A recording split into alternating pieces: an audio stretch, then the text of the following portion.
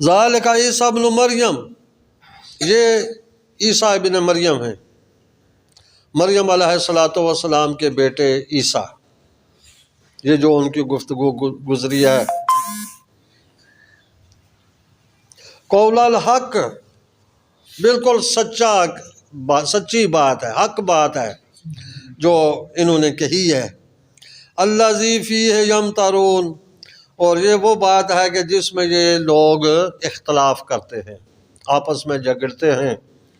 تو جو عیسیٰ علیہ السلام نے بات کہی وہی حق اور سچ ہے، باقی سارے جھوٹے ہیں۔ ما کان للہ ان یتخذ من ولد، اللہ تبارک و تعالیٰ کو لائق ہی نہیں ہے کہ وہ کسی کو اپنا بیٹا بنائے، یہ اس کی شان کے ہی لائق نہیں ہے۔ سبحانہ، وہ پاک ہے ایسی یہ جو الزامات، یہ جو تہمتیں، یہ یہود و نصارہ لگا رہے ہیں اللہ تعالیٰ کی ذات پر، اللہ تعالیٰ ان سے پاک ہے، صاف ہے، پاکیزگی ہے اسے۔ اذا قضا امرا، جس وقت وہ کسی کام کا فیصلہ کر لیتا ہے، فإنما یقول، تو پس وہ یہ کہتا ہے، یقول لہ کن، ہو جا، فیکون، تو وہ ہو جاتا ہے۔ ہاں، اس پر آگے کتنی دفعہ بات ہو چکی ہے۔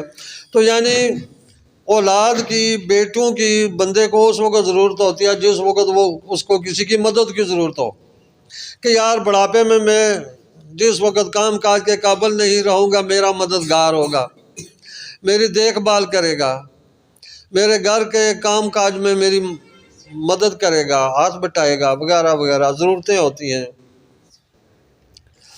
تو رب تعالیٰ تو فرماتا ہے کہ اس کو کیا ضرورت ہے، وہ تو جس وقت کسی کام کا ارادہ کرتا ہے تو وہ کام ہو جاتا ہے خود بخود، اس کو اولاد کی کیا ضرورت ہے۔ وَإِنَّ اللَّهَ رَبِّي وَرَبُّكُمْ، بے شک اللہ ہی میرا رب ہے اور تمہارا رب ہے۔ فَاعْبُدُوهُ، تو اسی کی عبادت کرو۔ جو رب ہے، جس نے پیدا کیا، جو خالق ہے، جو مالک ہے، تو عبادت کے لائق بھی وہی ہے نا، اسی کی عبادت کرو۔ ھذا صراط مستقیم، یہی سیدھا راستہ ہے، صراط مستقیم یہی ہے کہ اللہ تعالیٰ ہی کو اپنا رب مانو، اسی کی عبادت کرو، اس کے علاوہ کوئی عبادت کے لائق نہیں۔ فاختلف الاحزاب من بینہم، تو ان کے بارے میں جو ہے نا، احزاب جو ہے نا، یعنی کہ گروہ، طائفہ، چند آدمیوں کا اکٹھ، تو یہ جتنے گروہ ہیں، جتنے لوگ، یہ سارے ان کے بارے میں آپس میں جو ہے نا یہ اختلاف کرتے ہیں، تو یہ سچے نہیں ہیں۔ حق اور سچ یہی ہے کہ ان اللہ ربی و ربکم، بے شک اللہ ہی میرا رب ہے اور تم سب کا رب ہے۔ فویل للذین کفروا من مشہد یوم عظیم، تو خرابی ہے ان لوگوں کے لیے جو انکار کرتے ہیں، کفروا جو منکر ہیں، من مشہد یوم عظیم، بڑے دن کی حاضری کا، یعنی قیامت کے جو منکر ہیں ان کے لیے خرابی بربادی ہے، جو قیامت کے منکر ہیں۔ مشہد یوم عظیم، عظیم یوم عظیم، بڑا دن، قیامت کے دن کو فرمایا۔ اسمع بہم و ابصر، تو یہاں پر جو ہے نا بتایا گیا کہ اس دن ان کی سمع اور بصر، سننے کی صلاحیتیں اور دیکھنے کی صلاحیتیں بڑی زیادہ ہوں گی۔ حالانکہ وہ پیچھے سورہ طٰہٰ میں گزرا ہے نا کہ یہ قبروں سے اٹھیں گے تو اندھے ہوں گے،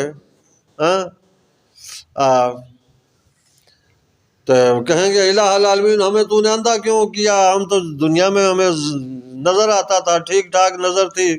تو رب تعالیٰ فرمائے گا تم میرے احکام سے اندھے بن گئے تھے نا، اس لحاظ سے آج یہاں بھی تم اندھے ہی ہو۔ تو یہاں پر ہے کہ اسمع بہم و ابصر، ان کی سنائی اور بینائی، دیکھنے کی قوت اور سننے کی قوت بڑی سخت ہو جائے گی، تیز ہو جائے گی۔ یہ کیا وجہ؟ تو اس وقت بھی میں نے یہ بات کہی تھی جی کہ یہ اندھا ہونا ہے نا، یہ ہر وقت اندھے نہیں رہیں گے، بعض اوقات اندھے ہوں گے، بعض اوقات ان کو نظر آتا ہوگا، ٹھیک ہوں گے۔ تو یہی چیز ہے کہ یعنی کہ یہاں پر دیکھنے اور سننے کی جو صلاحیتیں بتایا گیا زیادہ ہوں گی، تو یعنی کہ آخرت میں ان کو جس وقت نظروں سے پردے ہٹ جائیں گے نا، تو اس وقت انہیں پتہ چل جائے گا کہ حق اور سچ کیا تھا، ہم کیا کہتے رہے، ہم کیا سوچتے رہے، کیا عقیدہ رکھتے رہے، اور سچی بات کیا تھی۔ اس وقت انہیں حق اور سچ سمجھ آ جائے گا، نظر آ جائے گا۔ تو یعنی کہ آج تو تمہاری نظر بڑی ہی تیز ہے، آج تمہیں حق اور سچ دکھائی دے رہا ہے، سنائی دے رہا ہے، دنیا میں کیوں نظر نہیں آیا؟ دنیا میں کیوں اندھے بنے رہے ہو؟ یوم یاتوننا لیکن الظالمون اليوم فی ضلال مبین۔ تو یعنی کہ اس دن جب یہ ہمارے پاس آئیں گے، لیکن ظالم جو ہے نا، ظالم لوگ آج کے دن گمراہی میں پڑے رہے، آج کے دن کے بارے میں گمراہی میں رہے۔ انذرہم یوم الحسرت، تو اے محبوب انہیں حسرت والے دن سے ڈرائیے۔ حسرت والا دن قیامت کا دن بتایا گیا، حسرت والا دن اذ قضی الامر، کہ جس کے بارے میں اللہ تعالیٰ فیصلہ کر چکا۔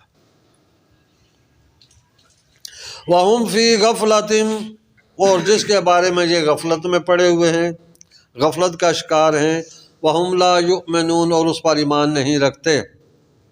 اچھا، یہاں پر قیامت کو حسرت والا دن کیوں بتایا گیا؟ ایک تو یہ ہے کہ وہ جو 14ویں سپارے کی پہلی آیت ہے نا، ربما یود الذین کفروا لو کانوا مسلمین، کہ کافر جو ہے نا، ربما یود الذین کفروا، کہ یہ بہت ہی حسرت کریں گے کہ کاش وہ مسلمان ہوتے، وہ ایمان لا چکے ہوتے۔ تو کہتے ہیں کہ یہ ان کی حسرت جو ہے نا، ہر وقت، موت کے وقت بھی، جس وقت اسرائیل علیہ السلام سامنے آ جائیں گے، قبروں میں بھی، قبروں سے اٹھتے ہوئے بھی، میزان پر بھی، پرصراط پر بھی، آگے دوزخ میں بھی، ہر جگہ یہ حسرت کریں گے، کاش وہ مسلمان ہوتے تو آج یہ عذاب نہ دیکھنا پڑتا، آج یہ عذاب کی موت نہ آتی، آج عذاب قبر میں نہ ہوتا، آج حشر میں عذاب نہ ہوتا، آج جہنم کے عذاب میں نہ ہوتے، اگر اس وقت ہم ایمان لے آتے۔ تو یہ ہر وقت ان کو حسرت جو ہے نا، یہ دامن گیر رہے گی۔ بلکہ یہاں تک ہے، حضور علیہ الصلوۃ والسلام نے فرمایا، ہر ایک مرنے والا، خواہ وہ مومن ہے، خواہ وہ کافر ہے، خواہ وہ نیکوکار ہے، خواہ وہ بدکار ہے، نیکوکار وہ بھی حسرت کرے گا، نیکوکار بھی حسرت کرے گا، بدکار بھی حسرت کرے گا، مومن بھی حسرت کرے گا، کافر بھی حسرت کرے گا۔ کیا؟ کافر تو حسرت کرے گا کاش میں مسلمان ہوتا، بدکار جو ہے وہ حسرت کرے گا کاش میں نیکوکار ہوتا، میں نیکیاں کرنے والا، نماز روزے کی پابندی کرنے والا ہوتا، اللہ تعالیٰ کے احکام پورے کرنے والا ہوتا۔ اور جو نیکوکار ہے نا، وہ بھی حسرت کرے گا کاش میں نیکیاں اور زیادہ کر لیتا۔ جو صرف نماز کا پابند ہے وہ حسرت کرے گا کاش میں باجماعت نماز پڑھنے والا ہوتا۔ باجماعت نماز پڑھنے والا کہے گا، سوچے گا کاش میں تہجد گزار بھی ہوتا، کاش میں حافظ قرآن بھی ہوتا، کاش میں یہ جو وقت میں نے فارغ گزار دیا، بیٹھا رہتا، سوتا رہتا، آپس میں گفتگو گپیں ہی ہانکتا رہتا، کاش اس وقت میں کوئی نیک عمل کر لیا ہوتا، وقت کو ضائع نہ کیا ہوتا، تو آج میری نیکیاں زیادہ ہوتی۔ تو یعنی ہر ایک آدمی حسرت کرے گا، نیکوکار بھی حسرت کرے گا، بدکار بھی حسرت کرے گا، مومن بھی حسرت کرے گا، کافر بھی حسرت کرے گا، لیکن اس وقت حسرت کرنے کا کوئی موقع نہیں ہے، کوئی فائدہ نہیں ہے، آج وقت ہے۔ تو ایک اور لحاظ سے بھی اس کو یوم الحسرت کہا گیا ہے کہ جس وقت کہتے ہیں سارے جنتی جنت میں چلے جائیں گے نا، اور جہنمی جہنم میں، فیصلہ ہو جائے گا، بس اب ہمیشہ ہمیشہ کے لیے جو جنت میں آنے والے تھے سارے کے سارے آ چکے، جو جہنم میں جانے والے تھے سارے کے سارے جا چکے۔ اب جو جہنمی ہیں یہ پکے ہی جہنمی ہیں، اس سے یہ نہیں نکل سکیں گے۔ جو جنتی ہیں وہ پکے جنتی ہیں، یہاں سے ان کو کوئی نکالے گا نہیں۔ اس وقت کہتے ہیں نا کہ موت کو جو ہے نا سامنے لایا جائے گا، ہر ایک آدمی اس کو پہچان لے گا یہ موت ہے، کیونکہ وہ ہر ایک پر طاری ہوئی ہے نا، ہر ایک کو موت ملی ہے، تو وہ اس کو دیکھ کر جو ہے ایک مینڈے کی شکل میں لایا جائے گا، تو انہیں پتہ چل جائے گا یہ موت ہے۔ تو دوزخیوں کے اور جنتیوں کے سامنے موت کو ذبح کر دیا جائے گا۔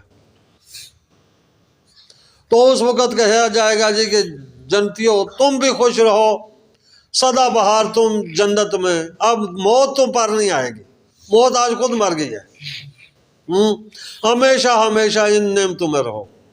وہ اس وقت جتنی انہیں خوشی ہوگی اس کی کوئی انتہا نہیں ہے، کیونکہ جو نعمت پکی ہو نا، چھیننے والی نہ ہو، اصل میں نعمت وہ ہے نا۔ تو اسی طرح جہنمیوں کو کہا جائے گا او دوزخیو، اب تم ہمیشہ ہمیشہ دوزخ میں، اب تمہیں موت بھی نہیں آئے گی، یہاں سے نکل بھی نہیں سکتے، ہمیشہ ہمیشہ دوزخ میں۔ تو اس وقت جو ان پر حسرت ہوگی وہ سب سے بڑی ہوگی، تو اس لحاظ سے اس کو یوم الحسرت، حسرت والا دن۔ انا نحن نرث الارض، بے شک ہم ہی اس زمین کے وارث ہیں، یعنی ہم ہی اس زمین کے مالک ہیں، ومن علیہا، اور جو کوئی بھی اس کے اوپر ہے ہم ہی اس کے مالک ہیں، زمین کے بھی اور جو کچھ اس کے اوپر ہے۔ وَإِلَيْنَا يُرْجَعُونَ، اور ان سب نے ہماری طرف ہی لوٹ کر آنا ہے، سب نے ہماری طرف آنا ہے، پھر ہم ان کا حساب لیں گے۔ تو یہاں پر جو ہے نا حضرت مریم سلام اللہ علیہا کا جو ذکر اس صورت میں آیا، واقعہ بیان ہوا، یہ مکمل ہوتا ہے۔ آگے حضرت ابراہیم علیہ السلام کا واقعہ شروع ہوتا ہے۔